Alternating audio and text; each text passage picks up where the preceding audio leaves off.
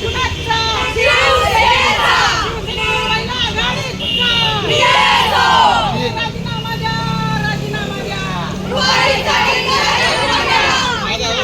आमच्या हक्काचं. नाही कुणाच्या बापाचं.